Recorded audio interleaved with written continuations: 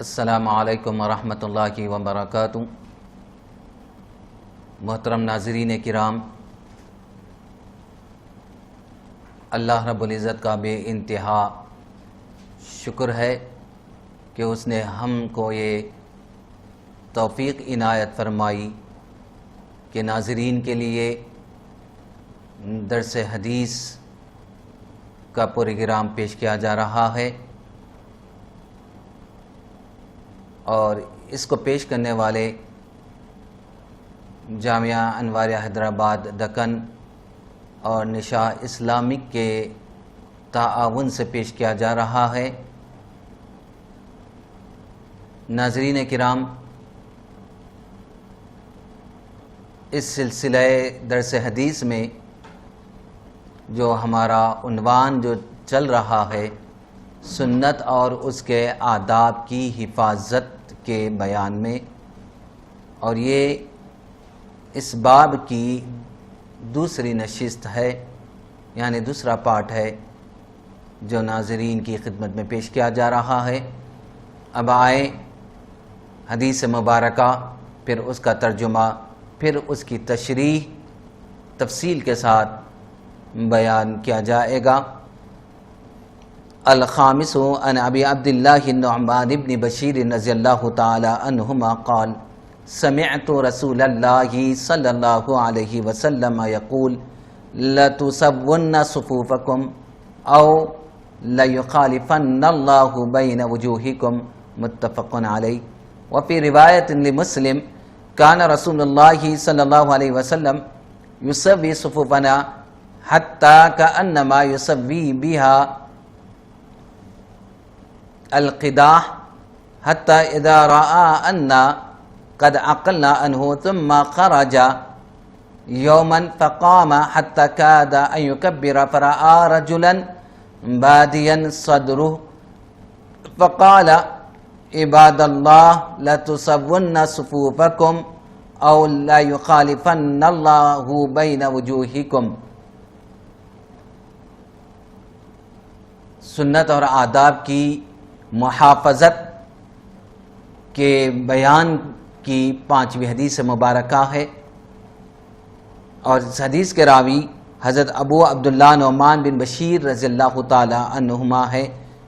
وہ فرماتے ہیں کہ میں نے آقا علیہ الصلوۃ والسلام سے سنا، حضور فرماتے ہیں تم ضرور اپنی صفوں کو درست کرو، ورنہ اللہ تعالیٰ تمہارے درمیان مخالفت ڈال دے گا، متفق علیہ روایت ہے۔ اور مسلم کی ایک روایت میں اس طرح کی روایت آئی ہے کہ آقا علیہ الصلوۃ والسلام ہماری صفوں کو اس طرح سیدھا فرماتے جس طرح کہ تیروں کو سیدھا کرنا، حتیٰ کہ آپ نے خیال فرمایا ہمیں آپ کی بات سمجھ آ گئی ہے۔ پھر ایک دن آپ نکلے تو دیکھا ایک آدمی صف سے سینہ نکالے کھڑا ہے۔ آپ نے فرمایا اے اللہ کے بندو، تم ضرور اپنی صفوں کو درست کرو، ورنہ پھر اللہ تمہارے درمیان مخالفت ڈال دے گا۔ یہ حدیث مبارکہ کا ترجمہ تھا۔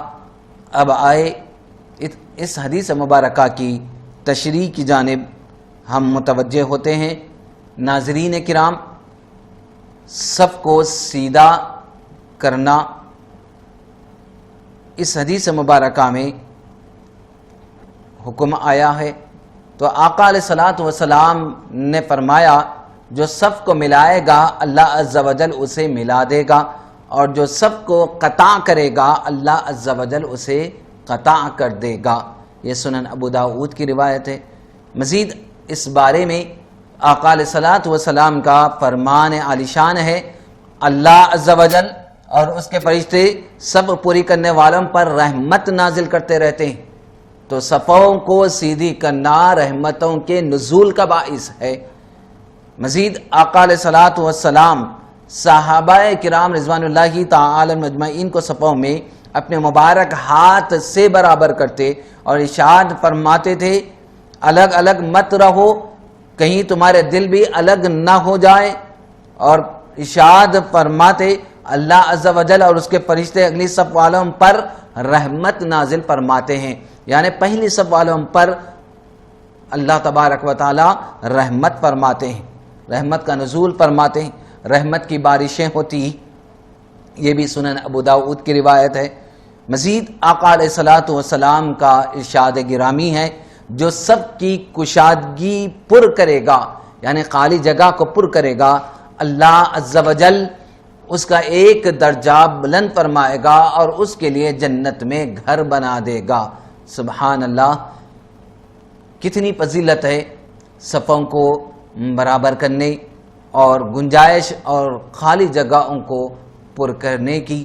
اللہ درجات کو بلند فرما رہا ہے اور اس عمل کے باعث اللہ تبارک و تعالی جنت میں محل عطا کرے گا. مزید آقا علیہ الصلوۃ والسلام کا فرمان عالی شان ہے، جو سب کے خلا کو پورا کرے گا، یعنی خالی جگہ کو پر کرے گا، بھرے گا، اس کی مغفرت کر دی جائے گی. مزید آقا علیہ الصلوۃ والسلام نے ارشاد فرمایا، بے شک اللہ عز و جل اور اس کے فرشتے صفیں پوری کرنے والوں پر رحمت نازل فرماتے ہیں، اور جو صف پوری کرتا ہے اللہ عز و جل اس کے درجات کو بلند فرما دیتا ہے اور ملائکہ اس کے پاس خیر لے آتے ہیں. اس باب میں مزید آقا علیہ الصلوۃ والسلام کا یوں ارشاد گرامی آیا ہے کہ تم صفیں ضرور برابر کر لیا کرو، ورنہ اللہ عز و جل تمہارے چہرے بدل دے گا. یہ وعید کے طور پر ہے، جو لوگ صفیں پوری نہیں کرتے، یعنی برابر نہیں کرتے اور برابر کھڑے نہیں ہوتے اور خالی جگہوں کو چھوڑ دیتے ہیں، پر نہیں کرتے، تو اللہ تبارک و تعالی چہروں کو بدل دے گا. صفیں ہماری پوری نہ کرنے کی وجہ سے، برابر نہ کرنے کی وجہ سے اللہ ہماری حفاظت فرمائے، ہمیں توفیق عطا فرمائے کہ جب بھی ہم نماز کے لیے کھڑے ہو تو خالی جگہوں کو پر کریں اور صفیں برابر کریں، کندھے کو کندھا ملائے. یہ آداب ہے اور یہ آقا علیہ الصلوۃ والسلام کی سنت مبارکہ ہے. مزید تشریح ناظرین کے لیے پیش کی جا رہی ہے. امیر المومنین حضرت سیدنا عمر فاروق رضی اللہ تعالیٰ عنہ کی صفوں پر توجہ. حضرت سیدنا عمر بن میمون رضی اللہ تعالیٰ فرماتے، جس دن حضرت سیدنا عمر فاروق رضی اللہ تعالیٰ عنہ پر حملہ کیا گیا، اس دن میں وہیں موجود تھا، اس دن میں وہیں موجود تھا. حضرت سیدنا عمر فاروق رضی اللہ تعالیٰ عنہ نماز فجر کے لیے صفیں درست کروا رہے تھے. میں آپ رضی اللہ تعالیٰ کے بالکل قریب کھڑا تھا. ہمارے درمیان سے حضرت سیدنا عبداللہ ابن عباس رضی اللہ تعالیٰ عنہ حائل تھے. حضرت سیدنا عمر رضی اللہ تعالیٰ صفوں کے درمیان سے گزرتے فرماتے، اپنی صفیں درست کر لو. جب آپ رضی اللہ تعالیٰ عنہ نے دیکھا کہ صفیں بالکل سیدھی ہو چکی ہے، نمازیوں کے درمیان بالکل خلا نہیں رہا اور سب کے کندھے ملے ہوئے ہیں، تو آپ رضی اللہ تعالیٰ آگے بڑھے اور تکبیر تحریمہ کہی. آپ رضی اللہ عنہ کی عادت کریمہ تھی، صبح کی نماز میں اکثر سورہ یوسف اور سورہ نحل میں سے قرات فرماتے. آپ رضی اللہ عنہ پہلی رکعت میں کچھ زیادہ تلاوت فرماتے تاکہ بعد میں آنے والی بھی جماعت میں شامل ہو سکے. ابھی آپ رضی اللہ تعالیٰ عنہ نے نماز شروع ہی کی تھی. ایک مجوسی غلام جو پہلی صف میں چھپ کر کھڑا تھا، اس نے موقع پاتے ہی ایک دو دھاری تیز خنجر سے آپ رضی اللہ تعالیٰ پر حملہ کر دیا. حضرت سیدنا عمر رضی اللہ تعالیٰ کی آواز سنائی دی کہ مجھے کسی کتے نے قتل کر دیا یا کاٹ لیا ہے. وہ مجوسی غلام حملہ کرنے کے بعد پیچھے پلٹا اور بھاگتے ہوئے 13 نمازیوں پر حملہ کیا، جن میں سے 7 جام شہادت نوش فرمائے شہید ہو گئے. ایک نمازی نے آگے بڑھ کر اس پر کپڑا ڈالا اور اسے پکڑ لیا، اور جب اس بدبخت غلام نے دیکھا کہ اب میں پکڑا جا چکا ہوں تو وہ اپنے ہی خنجر سے خود کشی کر لی، اپنے آپ کو مار لیا. حضرت سیدنا عمر رضی اللہ عنہ پر حملہ ہوا تو صفوں میں دور دور کھڑے اکثر نمازی اس حملے سے بے خبر تھے. جب انہوں نے حضرت سیدنا عمر رضی اللہ عنہ کی قرات نہ سنی تو سبحان اللہ کہنا شروع کر دیا. حضرت سیدنا عبد الرحمن رضی اللہ عنہ آگے بڑھ کر نماز فجر پڑھائی. اکثر لوگوں کو نماز کے بعد واقعے کا علم ہوا.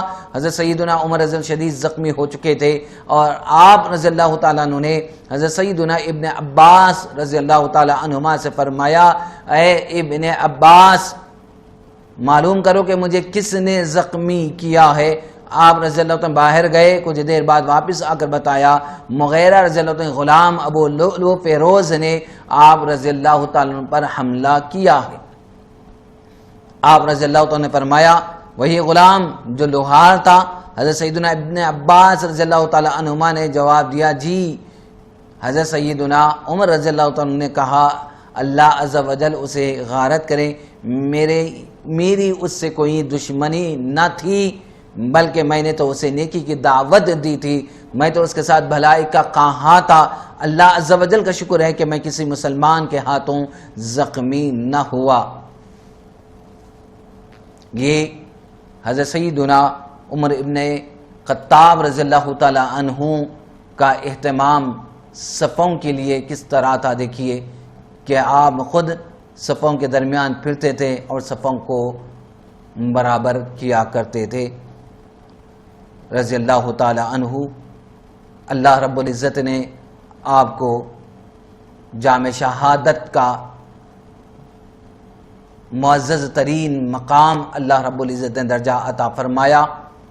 شہادت آپ نے بھی نوش فرمائی، جام شہادت آپ نے نوش فرمایا اور شہادت کے مقام پر آپ فائز ہوئے، اور مسجد میں آپ پر حملہ کیا گیا عین نماز کے وقت۔ یہ عمر رضی اللہ تعالیٰ عنہ کے مناقب تھے۔ اب آئے اس باب کی اگلی حدیث کی جانب ہم متوجہ ہوتے ہیں۔ السادس عن ابی موسیٰ رضی اللہ تعالیٰ عنہ قال احترق بیت بالمدینہ على آنه من اللیل فلما حدث رسول اللہ صلی اللہ علیہ وسلم بشأنهم قال ان هذه النار عدو لكم فإذا نمتم فأطفئوها عنكم متفق علیہ۔ اس باب کی یعنی سنت اور آداب کی محافظت کے بیان کی 6ویں حدیث ہے، جس کے راوی حضرت سیدنا ابو موسیٰ رضی اللہ تعالی عنہ ہے۔ وہ روایت کرتے ہیں کہ مدینہ منورہ میں رات کے وقت ایک مکان مکینوں سمیت جل گیا، یعنی گھر والوں سمیت جل گیا۔ جب ان کی بات آقا علیہ الصلوۃ والسلام کو بتائی گئی تو آپ نے فرمایا یہ آگ تمہاری دشمن ہے، جب تم سونے لگو تو اس کو بجھا دیا کرو۔ متفق علیہ یہ روایت ہے۔ اس حدیث مبارکہ کی تشریح میں حضرت العلامہ مولانا مفتی احمد یار خان نعیمی علیہ الرحمہ اس حدیث کے تحت لکھتے ہیں کیونکہ آگ ہمارے بدن ہمارے مال کی ہلاکت کا ذریعہ، اگر احتیاط سے بڑھتی جائے تو مفید ہے، ورنہ ہلاکت ہے۔ اسے دشمن پر مانا اس معنی سے ہے یعنی بے احتیاطی نہ برتی جائے، بے احتیاطی نہ برتی جائے، جیسے دشمن سے بے احتیاطی نہیں برتی جاتی ہے۔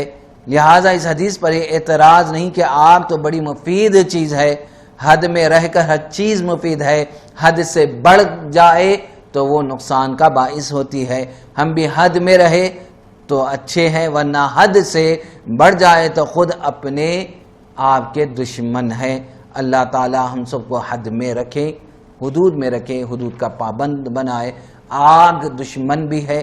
روایت میں ہے کہ آپ رضی اللہ عنہ کی خلافت کے دور میں ایک مرتبہ ناگہاں ایک پہاڑ کے غار سے ایک بہت ہی خطرناک آگ نمودار ہوئی، یعنی سیدنا عمر بن خطاب رضی اللہ عنہ کے دور خلافت میں ایک پہاڑ کے غار سے ایک خطرناک آگ نمودار ہوئی، ظاہر ہوئی، جس نے آس پاس کی تمام چیزوں کو جلا کر راکھ کا ڈھیر بنا دیا۔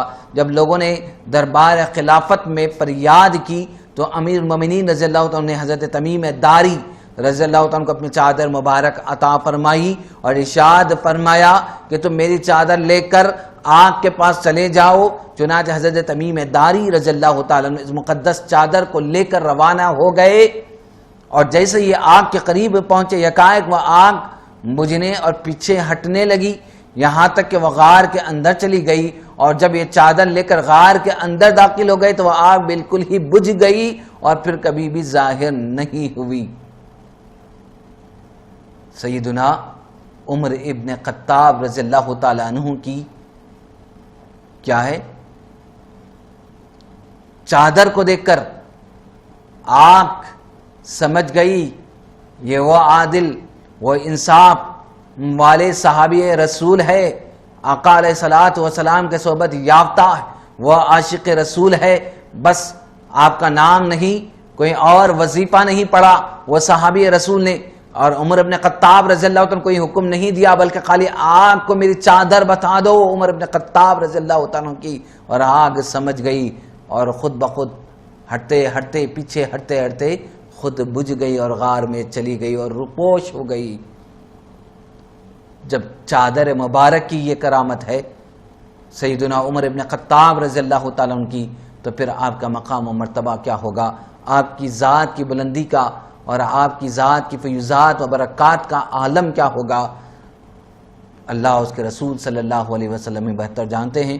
سونے جاگنے کے 15 مدنی پھول ناظرین کے لیے پیش کیے جا رہے ہیں۔ سونے سے پہلے بستر کو اچھی طرح جھاڑ لینا تاکہ کوئی معزی جانور کیڑا وغیرہ ہو تو نکل جائے۔ دوسرا، سونے سے پہلے یہ دعا پڑھ لیجئے، اللہم بسمک اموت و احیا، اے اللہ میں تیرے نام کے ساتھ ہی مرتا ہوں اور تیرے نام ہی کے ساتھ جیتا ہوں، اٹھتا ہوں۔ عصر کے بعد نہ سوئیں، عقل زائل ہونے کا اندیشہ ہے۔ آقا علیہ الصلوۃ والسلام جو شخص عصر کے بعد سوئے اس کی عقل جاتی رہے تو وہ اپنی ہی کو ملامت کرے گا، وہ اپنے آپ ہی کو برا بھلا کہے گا، کوسے گا جب عقل چلے جائے۔ تو آقا علیہ الصلوۃ والسلام نے پسند نہیں فرمایا، تو عصر کے بعد نہ سوئے۔ دوپہر کو قیلولہ نے کچھ دیر لیٹنا مستحب ہے۔ حضرت علامہ مولانا مفتی امجد علی اعظمی رحمۃ اللہ علیہ فرماتے ہیں، غالباً یہ ان لوگوں کے لیے ہوگا جو شب بیداری کرتے ہیں، رات میں نمازیں پڑھتے، ذکر الہی کرتے ہیں، یا کتب بینی یا مطالعے میں مشغول رہتے ہیں، کہ شب بیداری میں جو تھکان ہوئی قیلولے سے دفع ہو جائے گی۔ یعنی دوپہر کے بعد قیلولہ کرنا، آرام کرنا قیلولہ کہلاتا ہے۔ دن کے ابتدائی حصے میں سونا یا مغرب و عشاء کے درمیان سونا مکروہ ہے۔ سونے میں مستحب یہ ہے کہ با طہارت سوئے، باوضو سوئے، کچھ دیر سیدھی کروٹ پر سیدھے ہاتھ کو رخسار یعنی گال کے نیچے رکھ کر قبلہ رو سوئے، پھر اس کے بعد بائیں کروٹ پر بھی سو سکتے ہیں۔ سوتے وقت قبر میں سونے کو یاد کریں، قبر کی زندگی عالم برزخ کو یاد کریں، وہاں تنہا ہوگا، اپنے سوا اپنے اعمال کے کوئی ساتھ نہ ہوگا، یہ یاد کریں۔ سوتے وقت یاد خدا میں مشغول ہو، تحلیل، تسبیح، تحمید پڑھے، یعنی لا الہ الا اللہ کلمہ طیبہ، محمد رسول اللہ پڑھیں، سبحان اللہ یا الحمدللہ کا ورد کرتے رہیں، اور درود پاک سب سے بہترین وظیفہ ہے، پڑھتے ہوئے سو جائے۔ میں سو جاؤں یا مصطفیٰ کہتے کہتے کھلے آنکھ، صلی علی کہتے کہتے، یہاں تک کہ سو جائے۔ جس حالت پر انسان سوتا ہے اسی پر اٹھتا ہے، اور جس حالت پر مرتا ہے قیامت کے دن اسی حالت پر اٹھے گا۔ جاگنے کے بعد یہ دعا پڑھے، الحمدللہ الذی احیانا بعدما اماتنا والیہ النشور، جس کا ترجمہ یہ ہے کہ تمام تعریفیں اللہ کے لیے ہے جس نے ہم کو زندہ کیا بعد اس کے کہ اس نے ہمیں موت دی، اور اسی کی طرف ہم کو لوٹنا ہے، اور اسی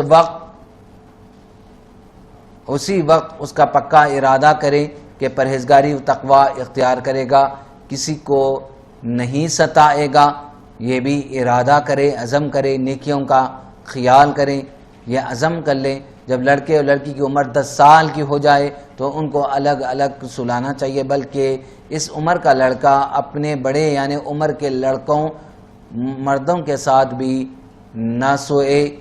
میاں بیوی جب ایک چارپائی پر سوئے تو 10 برس کے بچے کو اپنے ساتھ نہ سلائے۔ لڑکا جب حد شہوت کو پہنچ جائے تو وہ مرد کے حکم میں ہے۔ نیند سے بیدار ہو کر مسواک کیجئے، یہ بھی سنت مبارکہ ہے۔ رات میں نیند سے بیدار ہو کر تہجد ادا کیجئے، تو بڑی سعادت کی بات ہے۔ آقا علیہ الصلوۃ والسلام نے ارشاد فرمایا فرضوں کے بعد افضل ترین نماز رات کی نماز ہے، یعنی نماز تہجد ہے۔ ناظرین، اب اس باب کی اگلی حدیث کی جانب ہم بڑھتے ہیں۔ السابع عنہ قال قال رسول اللہ صلی اللہ علیہ وسلم ان مثل ما بعثني الله به من الهدى والعلم كمثل غيث اصاب ارضا فكانت منها طائفة طيبة قبلت الماء فأنبتت الكلأ والعشب الكثير وكان منها أجادب أمسكت الماء فنفع الله بها الناس فشربوا منها وسقوا وزرعوا وأصاب طائفة منها أخرى إنما هي قيعان لا تمسك ماء ولا تنبت كلأ فذلك مثل من فقه في دين الله ونفعه بما بعثني الله به فعلم وعلم ومثل من لم يرفع بذلك رأسا ولم يقبل هدى الله الذي أرسلت به متفق عليه فقها بضم القاف على المشهور وقيل بكسرها اے صار فقیہا۔ سنت اور اس کے آداب کی محافظت کے بیان میں یہ 7ویں حدیث مبارکہ ہے جو حضرت ابو موسیٰ اشعری رضی اللہ تعالیٰ عنہ سے روایت ہے کہ آقا علیہ الصلوۃ والسلام نے فرمایا اس ہدایت اور علم کی مثال جو دے کر اللہ تعالیٰ نے مجھے مبعوث فرمایا ہے اس بارش کی طرح ہے جو زمین پر برسے۔ وہ زمین کا کچھ حصہ تو زرخیز تھا جس نے پانی کو جذب کر لیا اور گھاس بکثرت چارہ اگایا، اور کچھ حصہ بنجر تھا جس نے پانی روک لیا، پھر اس پانی کے ذریعے لوگوں کو اللہ نے فائدہ پہنچایا، لوگوں نے پانی پیا، جانوروں کا پلایا اور کھیتوں کو سیراب کیا، اور زمین کے اس حصے کو بھی بارش پہنچی جو چٹیل میدان تھا، اس زمین کے حصے کو بھی بارش پہنچی جو چٹیل میدان تھا، اس نے پانی روکا نہ گھاس اگائی۔ یہ مثال اس کی ہے جس نے دین میں فقاہت حاصل کر لی اور اس سے اللہ تعالیٰ نے اس کو نفع دیا، پھر اس نے خود بھی علم حاصل کیا اور دوسروں کو سکھایا، جس کے ساتھ اللہ نے مجھے مبعوث فرمایا ہے، بھیجا ہے۔ اور دوسری مثال اس کی ہے جس نے سر نہ اٹھایا اور اس ہدایت کو قبول نہ کیا جسے میں لے کر آیا ہوں، متفق علیہ یہ روایت ہے۔ اب آئے ناظرین اس حدیث مبارکہ کی تشریح کی جانب ہم متوجہ ہوتے ہیں۔ اس تشریح کے تحت حضرت علامہ مفتی احمد یار خان نعیمی رحمۃ اللہ علیہ لکھتے ہیں اس سے معلوم ہوا کہ علم اور ہدایت ایک نہیں، کبھی علم ہوتا ہے ہدایت نہیں ہوتی، جیسے اس امت کے بے دین علماء کبھی ہدایت نصیب نہیں، کبھی ہدایت نصیب ہو جاتی ہے، بہت سا علم نہیں ہوتا، جیسے وہ عوام جو بے علم ہے مگر ایماندار ہے، کبھی علم اور ہدایت دونوں جمع ہو جاتے ہیں، جیسے علماء دین ہے، ہدایت علم سے افضل ہے، اسی لیے اس کا ذکر پہلے ہوا۔ علم کتابوں سے ملتا ہے، ہدایت کسی کی نظر سے ملتی ہے۔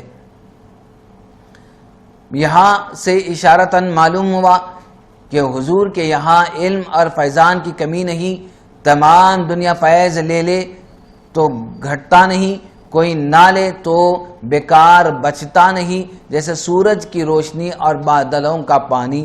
مزید فرماتے ہیں اس تشبیہ سے 2 فائدے حاصل ہوئے۔ ایک یہ کوئی شخص کسی درجے پر پہنچ کر حضور سے بے نیاز نہیں ہو سکتا، زمین کیسی اعلیٰ ہو اور کتنا ہی اچھا تقم بویا جائے مگر بارش کی محتاج ہے۔ دین و دنیا کی ساری بہاریں حضور کے دم سے ہے، حضور کے توسل سے ہے، جیسے کسی شاعر نے کہا شکر فیض تو چمن چوں کند اے ابر بہار، کہ اگر قادر گر گل ہما پروردہ تست۔ دوسرے یہ کہ تا قیامت مسلمان علماء کے حاجت مند ہے، ان کی کھیتیوں کو پانی انہی تالابوں سے ملے گا، حضور کی رحمت انہی کے ذریعے نصیب ہوگی۔ اسی مضمون کی آیت قرآن پاک میں موجود ہے، چنانچہ اللہ رب العزت نے فرمایا وَالْبَلَدُ الطَّيِّبُ يَخْرُجُ نَبَاتُهُ بِإِذْنِ رَبِّهِ وَالَّذِي خَبُثَ لَا يَخْرُجُ إِلَّا نَكِدًا كَذَلِكَ نُصَرِّفُ الْآيَاتِ لِقَوْمٍ يَشْكُرُونَ۔ اس آیت مبارکہ ترجمہ یہ جو اچھی زمین ہے اس کا سبزہ اللہ کے حکم سے نکلتا ہے، اور جو خراب ہے اس میں نہیں نکلتا مگر تھوڑا بمشکل۔ ہم یوں ہی طرح طرح سے آیتیں بیان کرتے ہیں ان کے لیے جو احسان مانے۔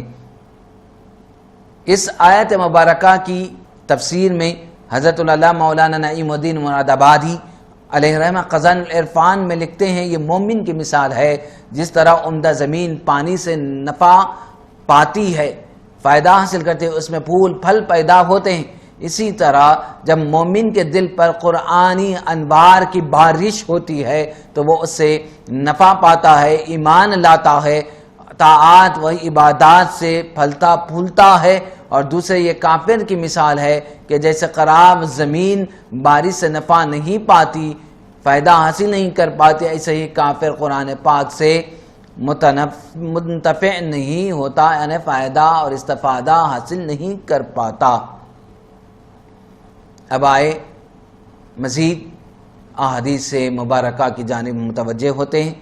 الثامن عن جابر رضی اللہ تعالی عنہ قال قال رسول اللہ صلی اللہ علیہ وسلم مثلی ومثلکم کمثل رجل اوقد نارا فجعل الجنادب والفراش يقعن فيها وهو يذبهن عنها وانا عاقد بحجركم عن النار وانتم تفلتون من يدي رواه مسلم۔ الجنادب نحو الجراد والفراش هذا هو المعروف الذي يقع في النار، والحجز جمع حجزة وهي مقعد الازار والسراویل۔ سنت اور آداب کی محافظت کے بیان میں یہ 8ویں حدیث مبارکہ ہے، جس کے راوی سیدنا جابر رضی اللہ تعالی عنہ فرماتے ہیں کہ آقا علیہ الصلوۃ والسلام نے فرمایا، میری اور تمہاری مثال اس آدمی کی طرح ہے جس نے آگ روشن کی، پتنگے پروانے اس میں گرنے لگے اور وہ ان کو اس آگ سے ہٹاتا ہے۔ میں تم کو آگ سے بچانے کے لیے تمہارے کمر بندوں سے پکڑتا ہوں اور تمہارے ہاتھ سے تم میرے ہاتھ سے چھٹتے جاتے ہو، میں تمہاری کمریں پکڑ پکڑ کر آگ سے ہٹاتا ہوں، دور کرتا ہوں۔ یہ مسلم شریف کی روایت ہے۔ اب آئے اس حدیث مبارکہ کی تشریح کی جانب ہم متوجہ ہوتے ہیں۔ حضرت اللہ مفتی احمد یارقہ نعیمی علیہ رحمہ اس حدیث کے تحت لکھتے ہیں، حضور کا اپنی امت کو نرمی گرمی سے سمجھانا بجھانا، گویا ان کی کمر پکڑ کر آگ سے روکنا ہے، یہ روکنا تا قیامت رہے گا۔ علماء مشائخ کی تبلیغیں، غازیوں کے جہاد حضور ہی کی تبلیغ ہے۔ اس سے معلوم ہے کوئی شخص اپنی دانائی یا اپنی تجویز کردہ عقلی عبادتوں کے ذریعے دوزخ سے نہیں بچ سکتا جب تک کہ حضور کی ہدایت کو قبول نہ کرے، ورنہ ہندو، سادھو اور عیسائی راہب ترک دنیا کر کے عمر بھر عبادتیں کرتے ہیں مگر پھر بھی وہ دوزخی ہے۔ امت مصطفیٰ صلی اللہ علیہ وسلم پر حضور کا خصوصی کرم۔ حضرت سیدنا ابن مسعود رضی اللہ تعالیٰ فرماتے ہیں کہ آقا علیہ الصلوۃ والسلام نے بوقت وصال حضرت سیدنا جبرائیل امین علیہ السلام سے استفسار فرمایا، پوچھا میرے بعد میری امت کے لیے کون ہوگا؟ تو اللہ عز و جل نے حضرت سیدنا جبرائیل علیہ السلام کی طرف وحی فرمائی کہ میرے محبوب کو خوشخبری سنا دو کہ میں اس سے ان کی امت کے سلسلے میں رسوا نہیں کروں گا، اور انہیں یہ بشارت بھی دے دیں کہ جب لوگوں کو خبروں سے باہر نکالا جائے گا تو سب سے پہلے میرے حبیب صلی اللہ علیہ وسلم باہر تشریف لائیں گے۔ جب لوگ جمع ہوں گے تو میرے محبوب صلی اللہ علیہ وسلم ہی ان کے سردار ہوں گے، اور جب تک آپ کی امت جنت میں داخل نہ ہو جائے تمام امتوں پر وہ حرام رہے گی۔ یہ سن کر آقا علیہ الصلوۃ والسلام نے ارشاد فرمایا، اب میری آنکھیں ٹھنڈی ہوئی اور میرا دل خوش ہوا۔ امت کے غمخوار آقا صلی اللہ علیہ وسلم حضور علیہ الصلوۃ والسلام نے ارشاد فرمایا، حاسبوا انفسکم قبل ان تحاسبوا وزنوا اعمالکم قبل ان توزنوا۔ اس سے پہلے کہ تمہارا حساب ہو اپنا حساب خود کر لو، اپنے اعمال کا وزن کر لو قبل اس کے کہ انہیں تولا جائے۔ یہ آقا علیہ الصلوۃ والسلام کا ارشاد گرامی ہے۔ اپنے آپ کے محاسبے کے تعلق سے کہ اپنا آپ حساب کر لو اس سے قبل کہ تمہارا حساب لیا جائے، اپنے اعمال کا وزن کر لو اس سے قبل کہ تمہارے اعمال کو تولا جائے، یعنی میزان قائم کر دی جائے، قیامت آ جائے یا وقت اجل آ جائے، اس سے قبل اپنے آپ کا محاسبہ کرو، جائزہ لو کہ ہم نے کتنی نیکیاں کی ہے، کتنی بندگی ہم نے کی ہے، کتنی نیکیوں کو ہم نے آخرت کے لیے بھیج رکھا ہے، اور کتنی ہم نے اللہ کی مرضی اور خوشنودی ہم نے حاصل کی ہے۔ یہ ہمیشہ پیش نظر رہے، مومن کے لیے، ہر مسلمان کے لیے ضروری ہے۔ اللہ تعالیٰ کی رحمت اور نیک اعمال، علی رضی اللہ تعالیٰ عنہ فرماتے ہیں جو شخص یہ گمان رکھتا ہے کہ نیک اعمال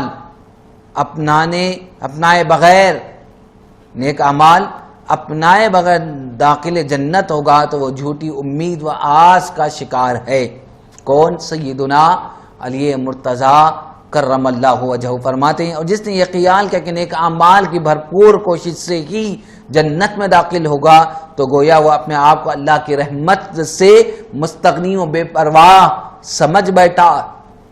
اور حضرت سیدنا حسن بصری رحمۃ اللہ علیہ فرماتے ہیں اعمال حسنہ کے بغیر جنت کی تمنا رکھنا گناہ سے کم نہیں، اور آپ رحمۃ اللہ علیہ کا ارشاد گرامی ہے حقیقی بندگی کی علامت یہ ہے کہ بندہ عمل پر اترانا چھوڑ دے، عمل پر تکبر کرنا چھوڑ دے، نہ کہ عمل کرنا ہی ترک کر دے۔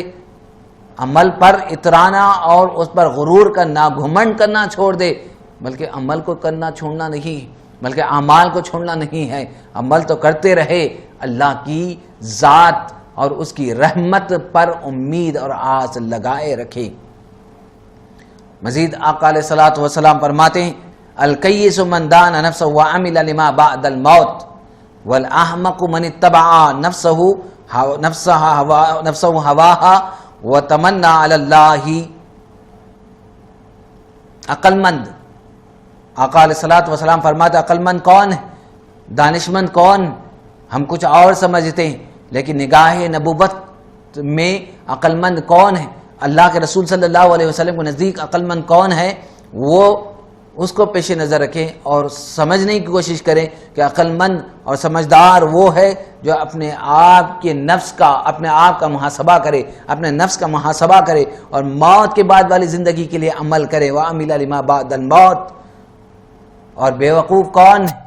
جس نے اپنے نفس کی اتباع کی، اپنے خواہشات کی اتباع کی، اپنے خواہشات کی پیروی کی اور اللہ کی رحمت سے جنت ملنے کی امید رکھی، خواہشات کی امید کر رہا ہے اور جنت کی خواہش بھی کرتا ہے۔ یہ کیسے ممکن ہے؟ اب آئے ناظرین اس باب کی نبی حدیث کی جانب ہم متوجہ ہوتے ہیں۔ التاسع عنہ ان رسول اللہ صلی اللہ علیہ وسلم امر بلاق الاصابع والصحفۃ وقال انکم لتدرون فی ایہا البرکہ، رواہ مسلم۔ وفی روایت لہ اذا وقعت لقمۃ احدکم فلیأخذها فلیمت ما کان بها من اذن ولیأکلها ولا یدعها للشیطان ولا يمسح يده بالمنديل حتى يلعق اصابعه فإنه لا يدري في اي طعامه البركه۔ وفي رواية لو ان الشيطان يحضر احدكم عند كل شيء من شأنه حتى يحضره عند طعامه فإذا سقطت من احدكم اللقمة فليمت ما كان بها من اذى فليأكلها ولا يدعها للشيطان۔ سنت اور آداب کے بیان میں نبی حدیث مبارکہ پیش خدمت ہے۔ روایت ہے کہ آقا علیہ الصلوۃ والسلام نے انگلیاں اور پیالہ صاف کرنے کا حکم دیا اور فرمایا تم نہیں جانتے کہ کھانے کے کون سے حصے میں برکت ہے۔ مسلم شریف کی روایت ہے، اور مسلم کی ایک اور روایت میں یوں بھی آیا ہے جب تم میں سے کسی کا لقمہ گر جائے تو وہ اس کو اٹھا لے اور اس کے ساتھ جو تکلیف دہ چیز لگی ہو وہ اتار کر کھا لے، اس کو شیطان کے لیے نہ چھوڑے، اور ہاتھ کو رومال سے صاف کرنے سے قبل انگلیاں چاٹ کر صاف کر لے۔ کہ وہ نہیں جانتا کھانے کے کس حصے میں برکت ہے۔ اور ایک روایت میں مسلم ہی کی ہے کہ شیطان تم میں سے ہر کسی کے کام میں حاضر ہوتا ہے، یہاں تک کہ اس کے کھانے کے پاس حاضر ہوتا ہے۔ جب تم میں سے کسی کا لقمہ گرے تو اس کو چاہیے کہ تکلیف دہ چیز کو اس سے زائل کرے، پھر اس کو کھا لے اور اس کو شیطان کے لیے نہ چھوڑیں۔ اب آئے اس حدیث مبارکہ کے تشریح کی جانب ہم بڑھتے ہیں کہ معقل بن یسار رضی اللہ تعالیٰ عنہ کھانا تناول کر رہے تھے، صحابی رسول ہے، کہ ان کے ہاتھ سے لقمہ گر گیا، انہوں نے اٹھا لیا اور صاف کر کے کھا لیا۔ یہ دیکھ کر گواروں نے آنکھوں سے اشارہ کیا۔ یہ کتنی حقیر و ذلیل بات ہے کہ گرے ہوئے لقمے کو انہوں نے کھا لیا۔ کسی نے ان سے کہا خدا امیر کا بھلا کرے۔ معقل بن یسار وہاں امیر و سردار کی حیثیت سے تھے۔ یہ گوار یہ اشارے کرتے کہ آپ نے گرا ہوا لقمہ کھا لیا اور آپ کے سامنے کھانا موجود ہے۔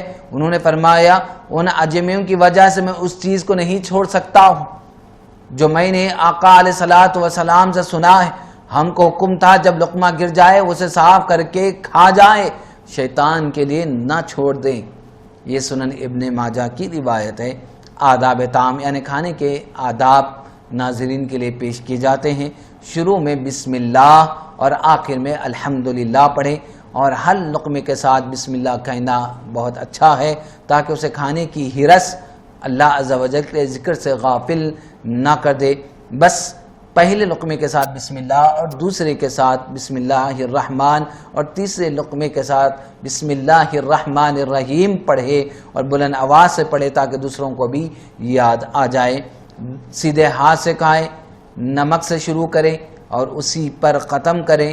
لقمہ چھوٹا ہو اور اسے اچھی طرح چبائیں جب تک پہلے لقمے کو نگل نہ لے، دوسرے لقمے کی طرف ہاتھ نہ بڑھائیں اور کھانے میں عیب نہ نکالیں، کیونکہ آقا علیہ الصلوۃ والسلام کبھی بھی کھانے میں عیب نہ نکالتے۔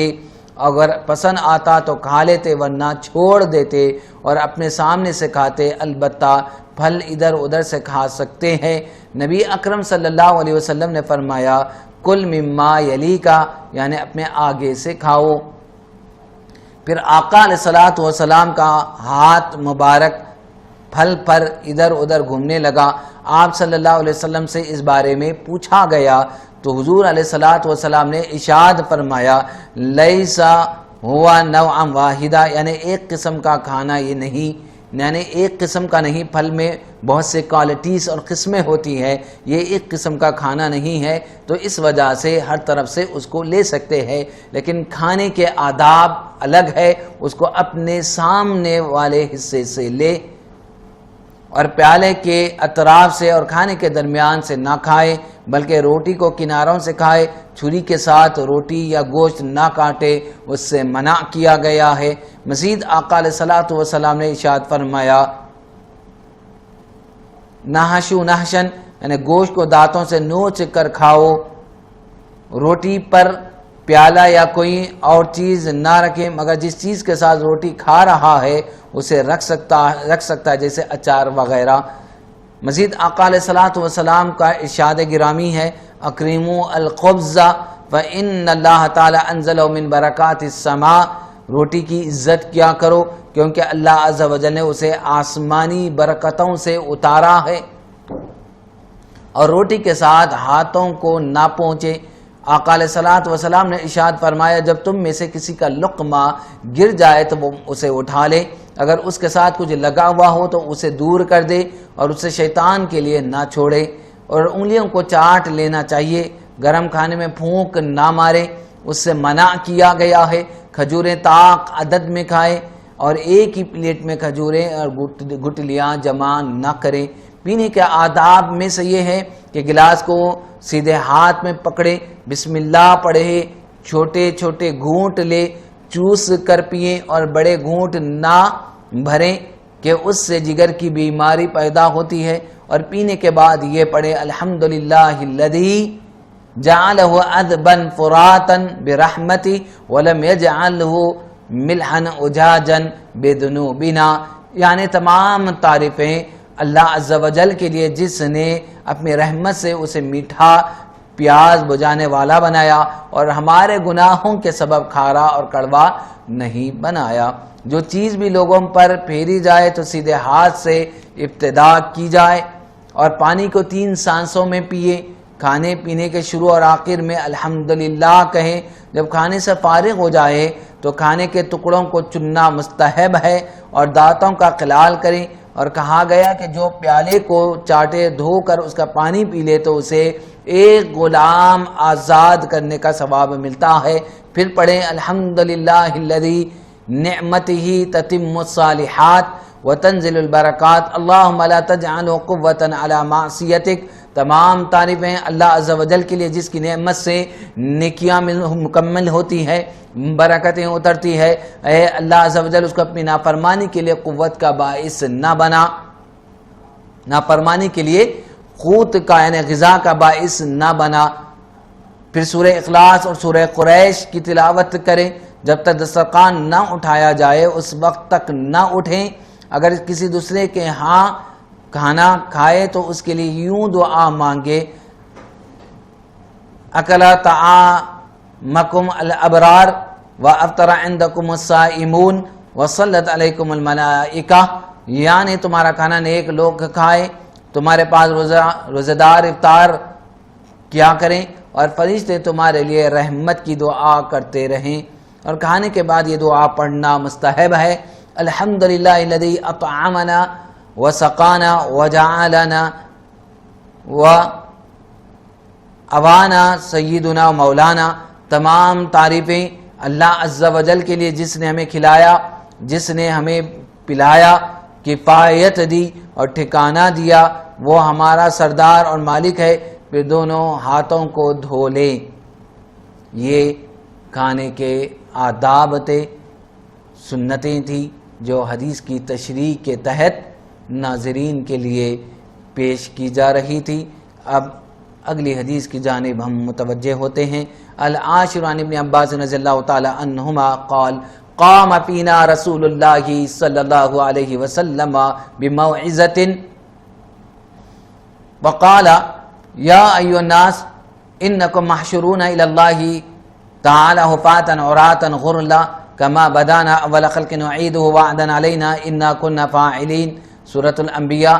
الا وان اول الخلائق یکسا یوم القیامت ابراہیم صلی اللہ علیہ وسلم الا وانہ سیجاء برجال من امتی فیوقظ بهم ذات الشمال فاقول یا رب اصحابی فیقال انک لا تدری ما احدثوا بعدک فاقول کما قال العبد الصالح وکنت علیہم شہیدا ما دمت فیہم الى قوله العزیز الحکیم المائدہ فیقال لی انہم لم یزالوا مرتدین علی اعقابہم منذ فارقتہم متفق علیہ غرلا اے غیر مقتونین۔ اس طویل حدیث مبارکہ کا ترجمہ پیش خدمت ہے۔ یہ سنت اور آداب کے محافظت کے بیان میں 10ویں حدیث مبارکہ ہے، جس کے راوی ابن عباس رضی اللہ تعالی عنہما ہے۔ وہ روایت کرتے ہیں کہ آقا علیہ الصلوۃ والسلام ہمارے درمیان واعظ و نصیحت کے لیے کھڑے ہوئے۔ آپ نے فرمایا اے لوگو، تم اللہ کی طرف ننگے پاؤں ننگے جسم بغیر ختنہ کے جمع کیے جاؤ گے، جیسا اللہ رب العزت کا ارشاد ہے جس طرح ہم نے تمہیں پہلی بار پیدا کیا ہے ہم اسی طرح تم کو لوٹائیں گے، یہ ہمارا وعدہ ہے، ہم اس کو ضرور پورا کریں گے۔ خبردار، مخلوق میں سب سے پہلے جس کو خصوصی لباس عطا ہوگا وہ حضرت سیدنا ابراہیم علیہ السلام ہے۔ خبردار، ان قریب کچھ لوگ میری امت سے لائے جائیں گے، ان کو بائیں جانب سے پکڑ لیا جائے گا، پس میں کہوں گا اے میرے رب یہ میرے اصحاب ہے، پس فرمایا جائے آپ نہیں جانتے جو انہوں نے آپ کے بعد کیا، پس میں اس طرح کہہ دوں گا جس طرح نیک بندے عیسیٰ علیہ السلام کہیں گے، جب تک میں ان میں تھا ان پر میں گواہ تھا، حق تعالیٰ کے قول عزیز الحکیم تک تو مجھے کہا جائے یا آپ کے بعد اپنی ایڑیوں پر پھر گئے تھے یعنی مرتد ہو گئے تھے، متفق علیہ۔ اب اس حدیث مبارکہ کے متن اور ترجمے کے بعد تشریح کی جانب ہم متوجہ ہوں گے۔ ناظرین، اس حدیث کے تحت حضرت العلامہ مفتی احمد یار قانعیمی لکھتے ہیں اس فرمان عالی میں ان کو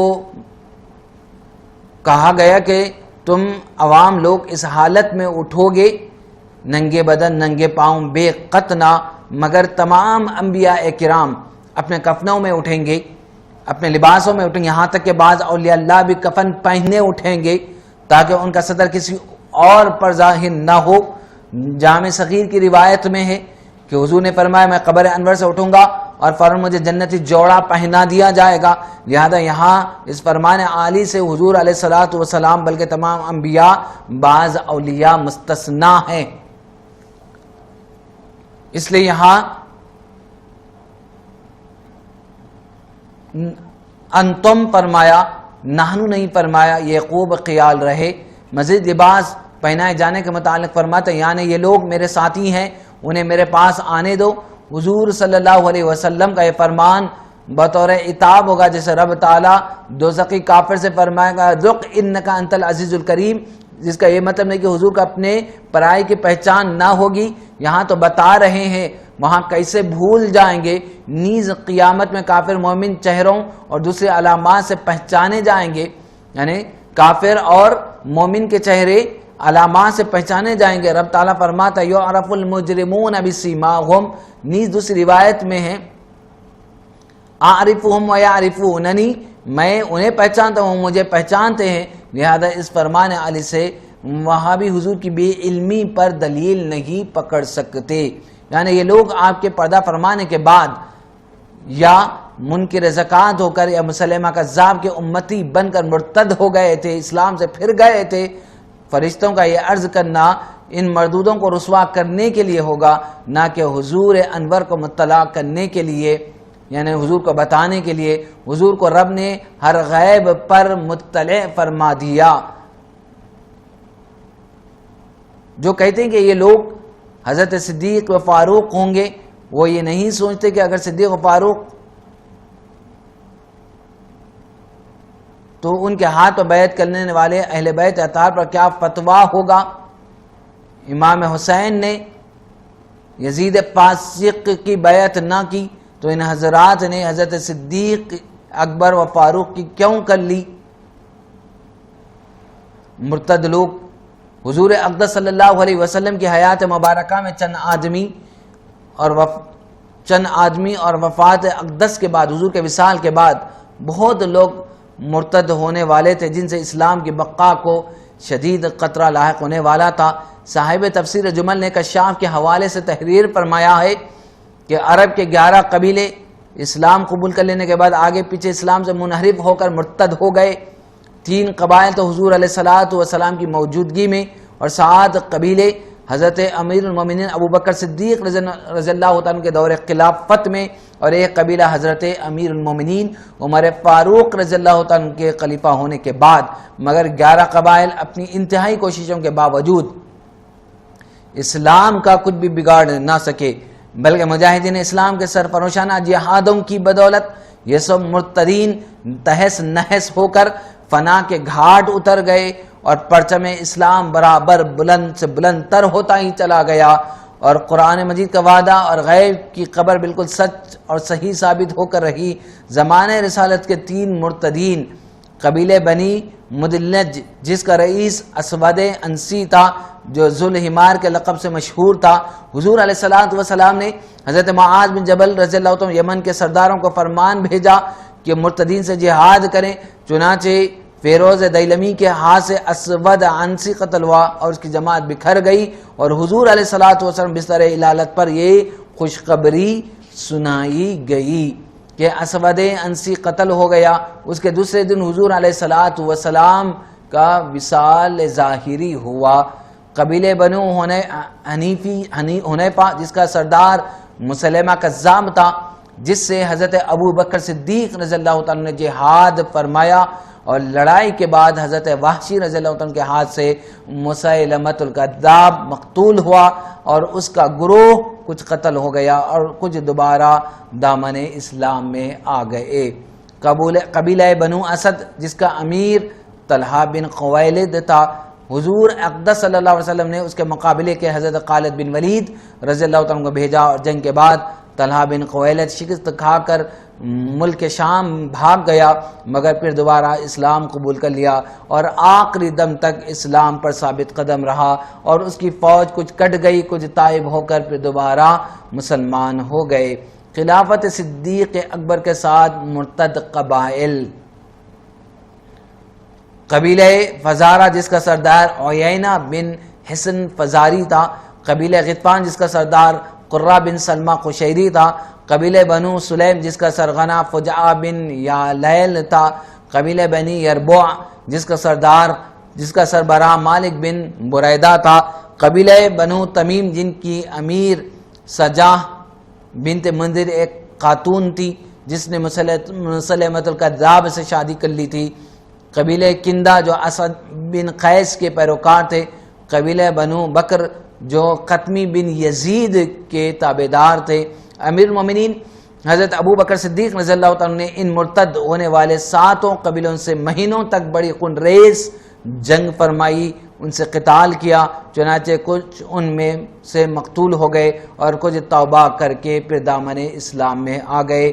دور فاروقی کا مرتد قبیلہ، امیر المومنین حضرت عمر فاروق رضی اللہ عنہ کے دور خلافت میں صرف ایک ہی قبیلہ مرتد ہوا، اور یہ قبیلہ غسان تھا جس کی سرداری جبلہ بن ایہم کر رہا تھا، مگر حضرت عمر فاروق رضی اللہ عنہ کے پرچم کے نیچے صحابہ کرام نے جہاد کر کے اس گروہ کا قلقمہ کر دیا، یعنی خاتمہ کر دیا۔ پھر اس کے بعد کوئی قبیلہ بھی مرتد ہونے کے لیے سر نہیں اٹھا سکا۔ اس طرح مرتد ہونے والے ان 11 قبیلوں کا سارا فتنہ و فساد مجاہدین اسلام کے جہادوں کی بدولت ہمیشہ کے لیے ختم ہو گیا۔ اب مزید حدیث مبارکہ کی جانب آگے ہم بڑھتے ہیں۔ الحادی عشر عن ابی سعید عبداللہ ابن مغفل رضی اللہ عنہ قال نہا رسول اللہ صلی اللہ علیہ وسلم عن القذف وقال انه لا يقتل الصید ولا ينكو العدو وانه يفقه العين ويكسر السن متفق علیہ۔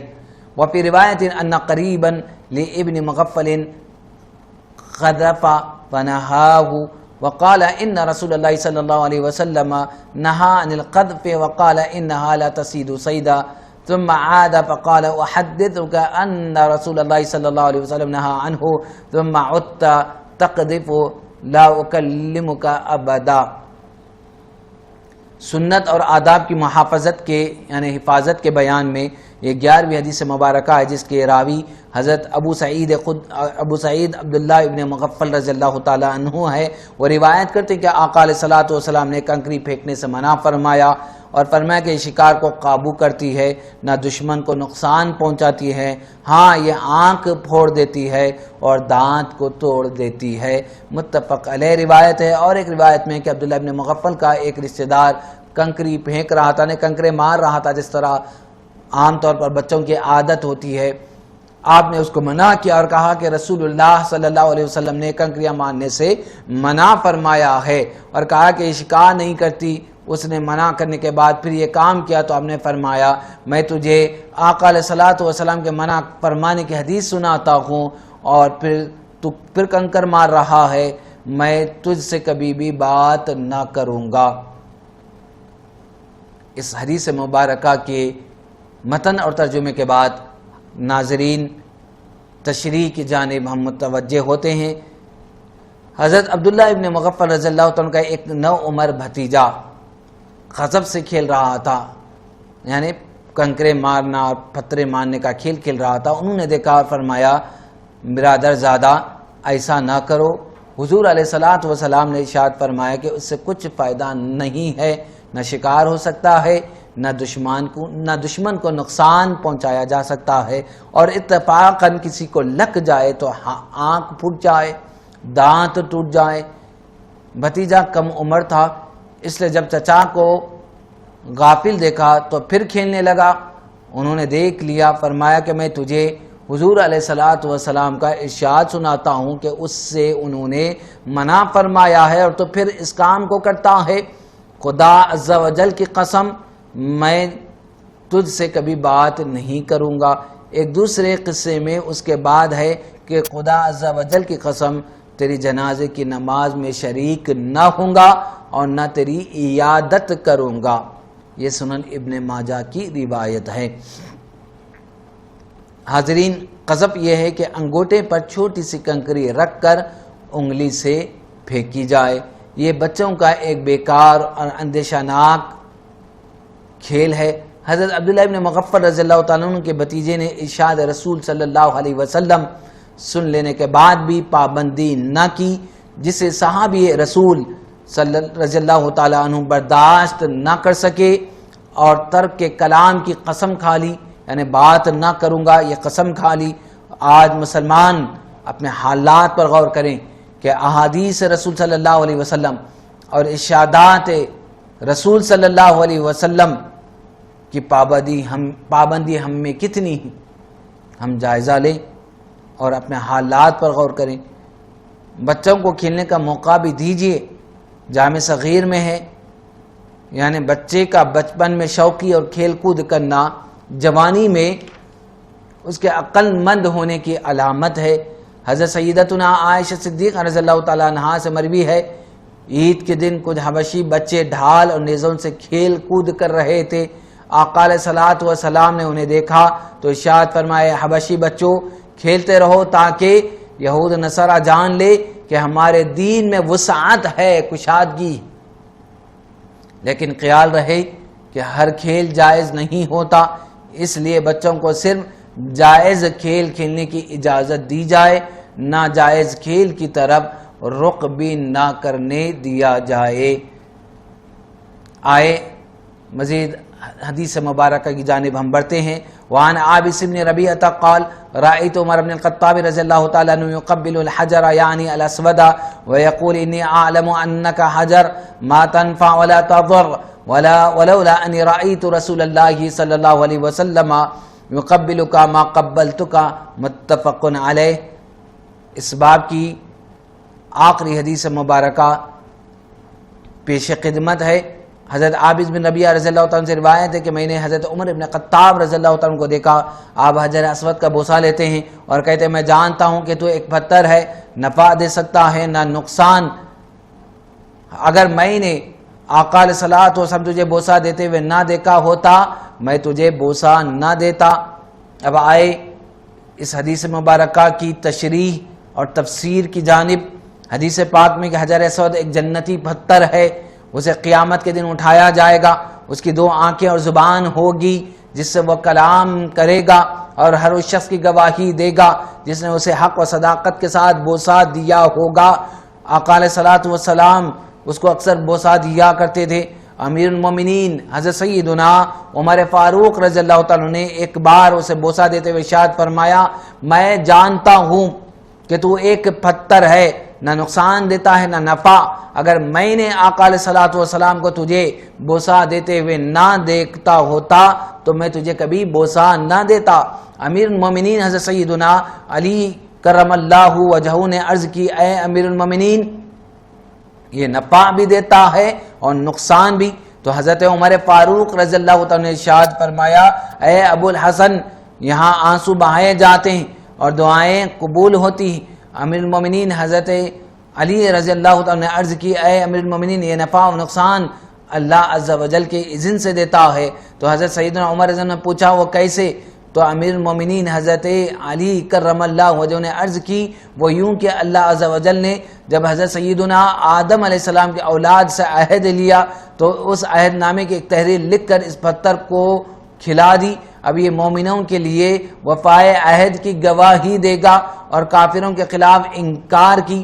حجر اسود کو بوسہ دیتے وقت لوگ جو کلمات پڑھتے ہیں ان کا یہی معنی ہے اور وہ یہ ہے، اللہم ایمانا بک و تصدیقا بکتابک وفاء بعہدک و اتباعا لسنتک و نبیک محمد صلی اللہ علیہ وسلم، یعنی اے اللہ میں تجھ پر ایمان لاتے ہوئے، تیری کتاب کی تصدیق کرتے ہوئے، تیرے عہد کو پورا کرتے ہوئے، تیرے نبی حضرت سیدنا محمد صلی اللہ علیہ وسلم کی پیروی کرتے ہوئے اسے بوسہ دیتا ہوں۔ اللہ رب العزت ہم سب کو ان شاعر اللہ کی تعظیم کرنے کی توفیق عطا فرما، ان کی زیارت کرنے اور بوسہ دینے کی ہم سب کو توفیق عنایت فرما۔ اے اللہ، ہمیں تیرے محبوب کی سنتیں اور آداب پر عمل کرنے کی توفیق عطا فرما، اور اپنی رضا اور مغفرت کی نعمتوں سے ہم سب کو مالا مال فرما۔ وصلی اللہ تعالی علی سیدنا محمد وعلی آلہ وصحبہ اجمعین والحمد للہ رب العالمین۔